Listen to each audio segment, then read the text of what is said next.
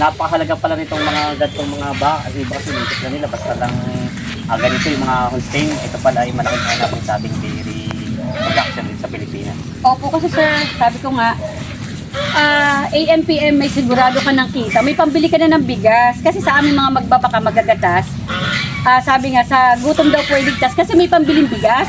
Yung po kasi, iyan po ay binuo po nung aming founder ng Falcon Dairy Cooperative. Yung po linyang yan. Kaya sabi, pag magagatas ka, di ka magugutom kasi may pambili ka ng bigas. Kaya yung po kasi nga, may gatas ka sa madaling araw, may gatas ka sa hapon. So, napakalaking, yung kumbaga, yung daily needs namin, kayang i-sustain ng gatas.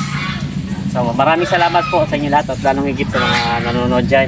At mahigit po nakakita natin si Ma'am Gemma dito sa may Sariaya na mayroong alagang mga Holstein. At napakahalagang impormasyon po ito lalong higit sa mga baguhan pa lang at nagpaplanong mag-alaga ng mga ganitong baka. Mga Talongs TV, tayo po ay may pupuntahang sa Sariaya sa may Concepcion, Palasan yung mga gatasang mga doon baka. At yun nga po, sinamahan na tayo ni Commander at tayo baka daw tayo hindi na baka pinupuntahan. Kaya sabahan nyo ko sa ating paglalakbay sa araw na ito.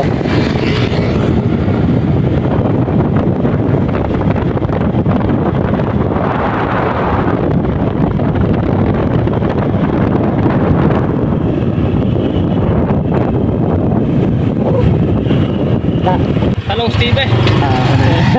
Nanonood kita eh. Sama na dito. Okay.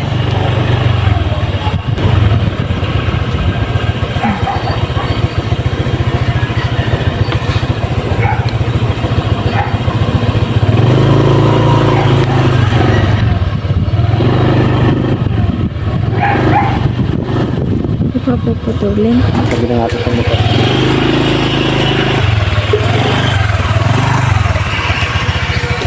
Sir, pwede kayong mag-start na si Ma'am okay lang ma'am, ikaw ang mag-discuss ma'am anong baka to, anong age na dapat i-breed. Kung kaya mo ba sir? Yung Oo. yung question na anong baka to, kahit isang baka mo na i-cover natin, itong baka na to, kailan siya i-breed, kailan siya magatas, kailan mo siya mapapakinabagan hanggang ilang taon. Parang ganun. Para at least malaman din ng dairy farmer na hindi ganun siya kabilis. Kasi ang iba, 1 year, ba't hindi pa ako kumita? Oo, kasi tamo po, araw-araw may kita ka, may inahin ka pa, may bisiro ka pa. After 18 months, pwede mong ibenta yung pang nabuntis mo. Magkano presyo ngayon? Kung ang production niya ay 10 liters to 15 liters, 120,000. Within 18 months, may inahin ka pa, nandiyan po yung kapital mo, nasa inahin pa, tapos may daily income ka pa. So saan ka pa? Pero, nandito lang sa farm. Nandito ka lang, wala kang ano. Pero sa totoo lang po, tagal ko na naghahunting ng dairy farm. Nagaling na rin po ako dito dati. Kaya lang yung mga baka nyo nga daw yung nakakalat, sabi nung nandito sa sabi ko, sayang. Kasi maraming nagtuturo sa akin dito. Nakikot ko si mga magbabaka dito, puro patiling ang ano nila eh. Kasi sa patiling nga naman, napakatagal. Tapos yun, yung sabi ko dairy farm. Mayroon mga binisita na ako lang yung iba, siyempre medyo mahigpit sila sa biosecurity. Kaya hindi nag-ano, ay sabi ko, wala akong mapisita. Ang napuntahan kay Bupalo Farm. Wala kami sa biosecurity pag-grooming. Rosario, napuntahan ko yung mga bupalo na nagagaan, yung mga dairy na bupalo. Doon meron marami. Sa may Rosario. Dalawang Rosario, Batangas po talaga. Saka sa Cavite marami. Marami din po sa Laguna. Kaya nila nakapunta dito sa... Ilan lang yung dairy farm sir na baka. Yung iba buffalo, yung iba. Pero ito yung kailangan yung ating dairy buffalo. Sayang nga lang sir yung kasi yung iba pa, hindi pa nagpo-focus yan. Bigay na ng government natin sa CIDP, sa under ng PCA. Opo. Sayang nga. PCA marami nagbigay dito. Kaya nga sir, kami hindi pa nabibiyayaan ng Falcon ng PCA, pero kung kami ang bibiyayaan, mas lalong mapapagyaman. Kasi 35 years na po ang Falcon Dairy. Na-interview ko po si wala na rin sila pinabibigay ngayon. Sino po? Yung mismong head ng taga... Oo. Philippine Carabao. PCC po yun. PCC, iba pa yun dito. Iba po yun, kasi kami po assisted ni NDA, National Dairy Authority naman sir. Yan. Diyan po nanggagaling lahat. Opo. Pag PCC ay sa Carabao po. Opo. More sabihin po ng PCA. Ang PCA, Philippine Coconut Authority. Iba pa po yun. Opo. Kasi ka-tie up naman po yun ng project po sa CIDP. Na ka-combine po ni NDA. May mga programa pong ganun tsaka si PCC. Opo. Pinamimigay po nila ng libre. Ito, niloan namin to. Bago pa namin nabayaran. After 5 years. Ilang taon na po ako nagdi-dairy? 25 years na. Opo. Ngayon lang ako nag-adapt ng integrated. Gawa po ng kailangan ko Para yung cycle diretso, yung vermicompost ko, ganun din. Okay lang naman po kahit hindi siya ilagay sa kung hindi naman siya maselan. Kahit yung yun, katulad may kulungan kayo, hindi na siya pinapasok. Hindi na po yung kinukulong. Katulad ng small hall, 25 years. Wala silang magandang building Oh, kasi yan. malaking puhunan nyo. Pero, ayan sir, tingnan mo, Yan, grabe. yan, ano siya ng puno. Promise, wala ka makikita magandang building. Wala. Basta yung gatasan mo is malinis, hindi tumutulo. Yun. Okay yun kasi ang pinag-aaral natin paggatas. Kasi yung iba po na pinapriority na agad nila bago mag-alaga, nilalagay nila ng Bahay building. agad. Bago building. Ay, 100,000. Ibibili ko na ng another stock of fed yun. Ng Yes. baka. Gatasan Pag ako, ulit. kasi ako yun. Opo, ako yun. Practical si ma'am. Kaya yun ang magiging ano po, nagiging problema nila. May building sila minsan. Hindi naman nila may maintain yung yung pagkain, di ba? Yung may Oo, kasi sir, kailangan mo maibigay ang tamang pagkain sa kanila para makapag-produce sila ng magandang gatas, ng good quality. Kasi kung hindi mo din bibigay yung tamang pagkain sa kanila, yung nutrients na ano ng baka, hindi rin siya magbubuntis, hindi sila dadami. Ang production mo, ganun din. Pag bi-break even ka lang, ay sayang ang pagod mo, yung time. Kaya marami tumitigil na. Oo, kami tamo, wala kaming tao. Since pandemic, wala kaming tao. Kami lang gumagalaw, pero kumikita. Opo yun eh, ganun lang Kaya yun. na talagang ano, no? Tiyaga. Oo. Kaya lang ibig sabihin ko po talagang mag-suggest nyo, di ba? Katulad nyo, dapat talaga on hand. Ah, yan. Hands-on talaga, sir. Hands-on pala, hands-on. Hands-on talaga, sir. Ah. Ever since talaga hands-on, nung nagbuntis lang ako ng 11 months, doon lang talaga ako namahinga kasi kailangan ko magkaanak. So, pero after nun, sabi kasi, sir, may kwento ko, after 4 days, nagaling akong hospital at CNS, pagdating namin, wala na pala kaming tao, kundi isa na lang. Walang magagatas. Alam mo, ako nagaling sa kapaha pa dito.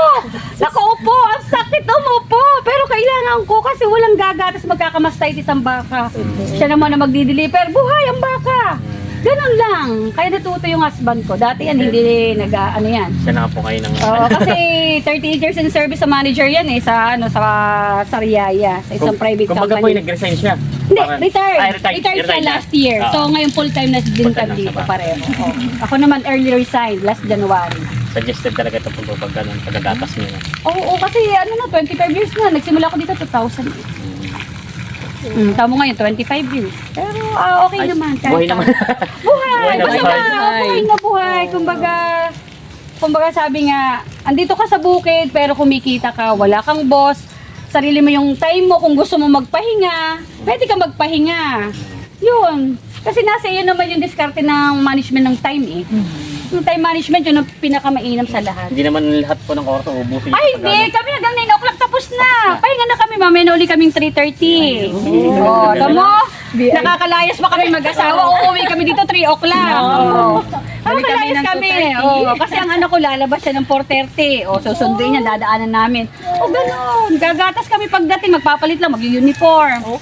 O, tapos na kami ng 6 o'clock. Kasi napainom na namin kasi may mga host naman yung ano. Dali na. Kumbaga madali na. Oh, wala kaming binubuhat. Naka-host yan. Nilingaan lang. Hihilahin lang namin. O, inom. Molasses, iodized salt. Pati parang napansin ko po may mga napiyar natin dito naman. Ay, mula po sa pinasukan yung left and right. Amin po yun. ito po Kaya yun. hinaharvest po ng aking darling. Opo, grass cutter. Pero masasuggest nyo po kapag bago mag-alaga ito, pagkain muna. Ay, land po muna tapos lupa muna. po, yung punda mo. Lupa Kasi kung muna. makakapital po agad ng corn silage po ha, mas lalong may hirapang kumita. Kaya lang po kami may corn silage na supplement ngayon kasi nga po, marami po nagbubuntis sa baka at may ginagatas po kami. Yun po yun. At may patronage fund kami, galing po sa gatas din ng baka, sa aming planta po galing. Kaya kumbaga nasusustain yung pangangailangan ng baka at pangangailangan ng farmer na katulad ko. About Opo. naman po ito po ha. Pasensya na kayo, lulubos-lubos si pinagtanong sa inyo. sir. About naman po sa mga vitamins at yung mga nagla dito purga. Ito po ang mga vitamins na tuwing ano niya po. Ang deworming po, pagka anak po ng baka, dinideworm na po yan bago po magod yung gatas. Kasi ang gatas po mostly, pinapatas namin ay ika 8 days mula pagkaanak. Yung po ay ika 3 days pala ng pagkaanak, i-deworm na po si inahin. Ang bisiro naman po, after a month, i-deworm na rin po. Pero pag deworm, kasabay po ang vitamins na Kasabay ADE. na, ADE po. Tapos monthly na po ang aming vitamins sa baka. Lahat po yan. ADE. Tapos babalik uli kami after 3 months. Ano ulit po? Deworming again. Doon po naman sa bisiro. Tsaka doon sa inahin. Kasi kailangan po i-prepare para i-breed naman siya. Ito na po last na question na. Talagang ano na.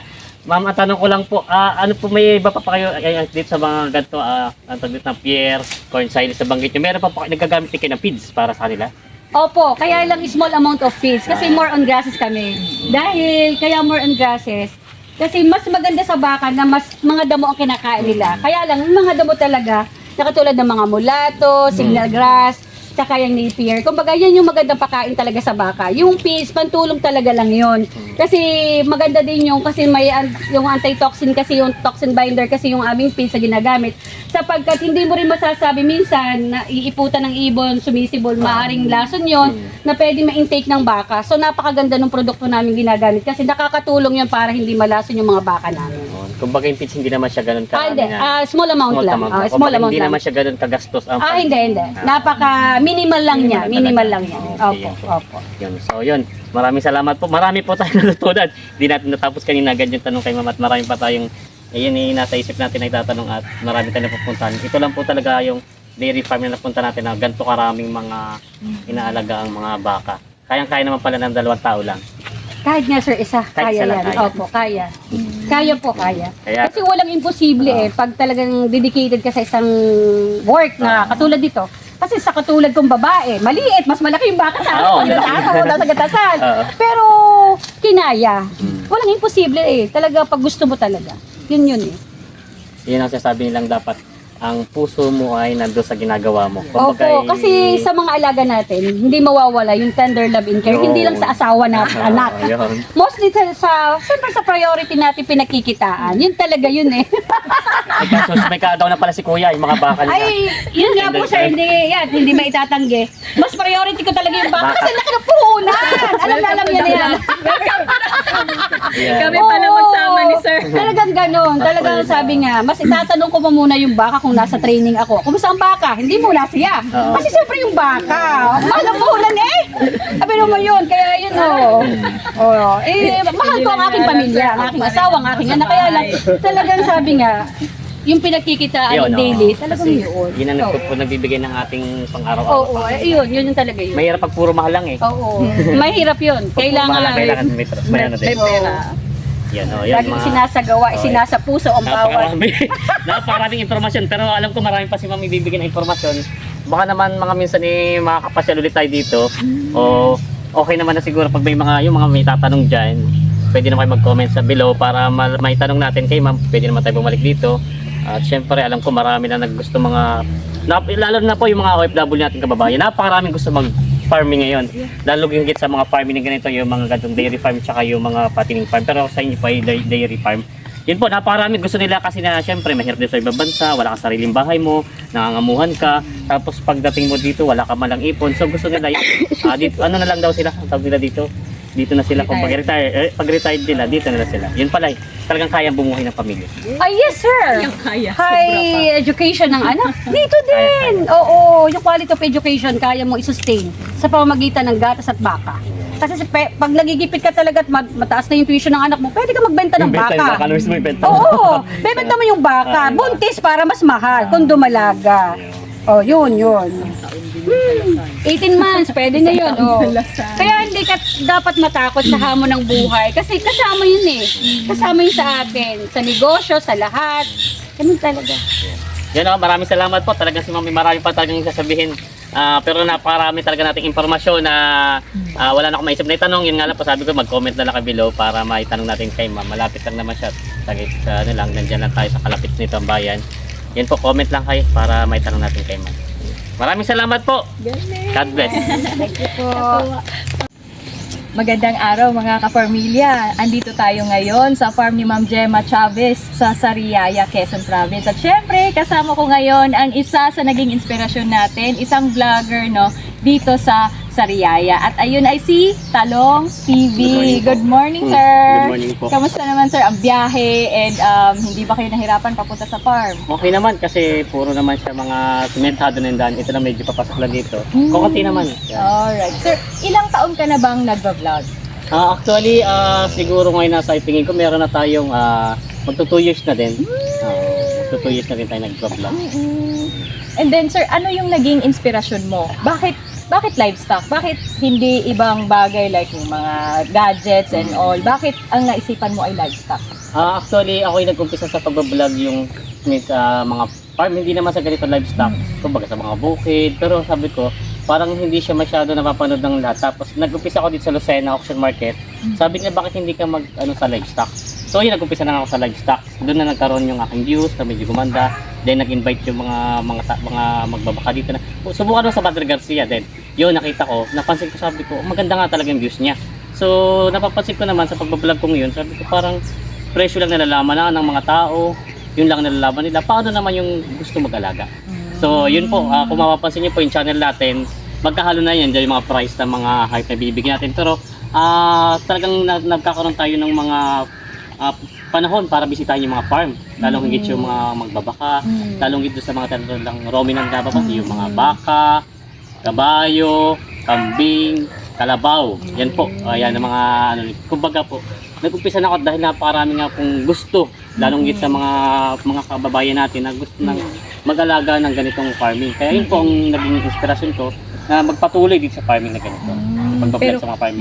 yung love din ni Talongs TV ay nandun din sa farming, tama ba sir? Sir, sa ngayon, alam natin maraming nanonood, especially sa page mo. Ano yung maipapayo mo na hindi nalilimit yung vlog sa isang bagay lang? Ano yung pwede mong maipayo as 2 years vlogger? Ayun, dapat po pag talagang dapat tayo magtuloy-tuloy at syempre pag minsan ay nagkakaroon din tayo ng mga katulad dito mga pagbibisita sa mga farming. Yan, mga ano ko lang sa inyo, pag yung lalo yung mga gusto pa lang mabago pa lang sa mga pagbablog, tuloy-tuloy nyo lang. Yan, kasi maging inspirasyon nyo yan. Hindi naman sa una pa lang ay kumbaga, kahit parang sa pagpa-farming na ganito, hindi sa una, makukuha mo na agad yung gusto mong achievement. Yan. Kailangan mo lang talaga magtuloy-tuloy hanggang sa yung makuha mo yung goal mo. Kasi mahirap pag yung una pa lang gusto mo, yun agad eh. So marami pa tayo madadaan ng mga pagsubok dyan bago makuha yung pinaka goal mo sa success. Kaya ang masabi ko lang sa mga gustong magpa-farming, sa farming lalo na, at lalong yung pero marami kasi nag-ano ng vlogger, tiyaga lang, tiyaga. Yan yung ma-achieve mo din. Wag lang mainip. So ayun ang message learned from Sir, consistency is the key at wag lang mainip. So ayun, with that sir, thank you so much sa panahon na mo sa amin para makabisita din sa butihing farm ni Ma'am Gemma Chavez. And more viewers and sir, i-promote mo yung page. Ayun po, meron po tayong YouTube channel, Talongs TV at Longs Farm Life. Yun po yung ating YouTube channel at meron din tayo sa ating Facebook page, Talongs TV. Yun po, bisitahin nyo, marami kayong matutunan doon, lalong higit sa farming. Yun lahat po, pinupunta natin yung sasabi ko na mga kambingan, baka, kalabaw, kabayo.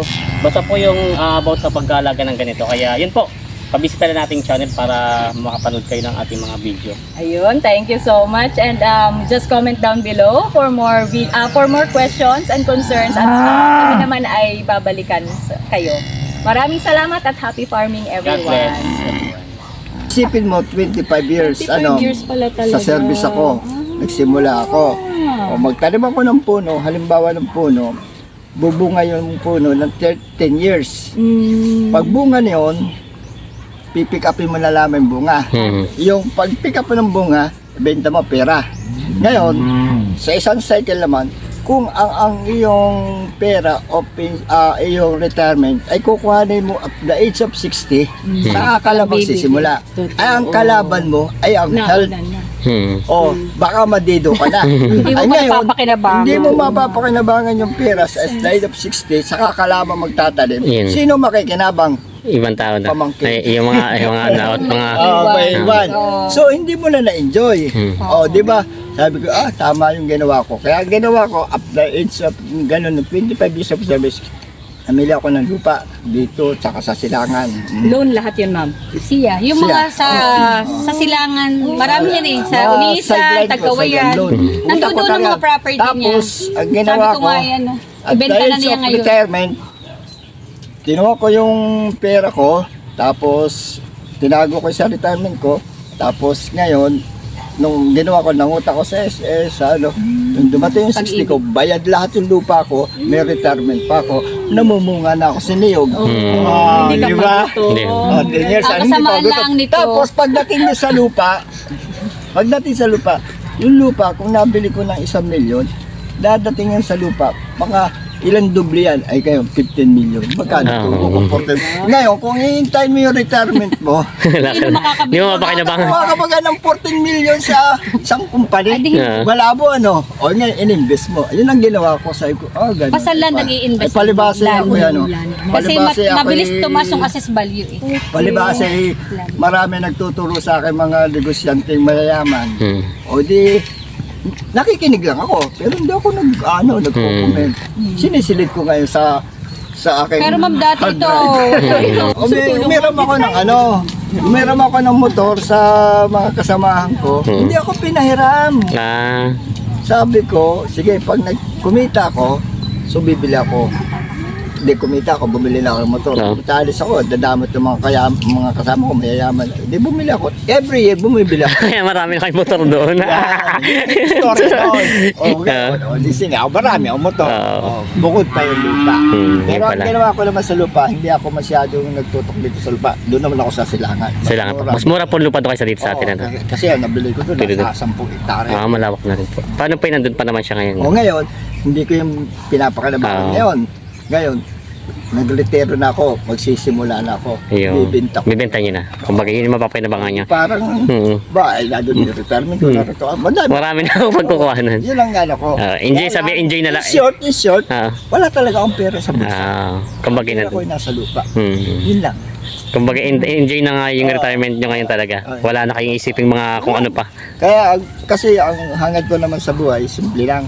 Maging maayos lang ang katawan ko, makapag-aral ko yung anak ko, okay na ako. Hmm. Hindi ko hangad yung malaking bahay. Hmm. Oh, ang bahay ko malaki, Oh. sarap lang. Sa- Pero pagdating, pagsalig- pagdating naman yung loob, di ba ako tapos?